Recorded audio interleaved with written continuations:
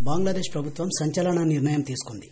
WhatsApp, ఇన్స్టాగ్రామ్తో పాటు YouTube, టిక్టాక్లపై నిషేధం విధించింది.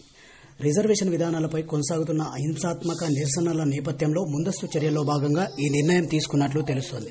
కాగా బంగ్లా ప్రభుత్వం తీసుకున్న ఈ నిర్ణయం పౌరులపై తీవ్ర ప్రభావం చూపనుంది.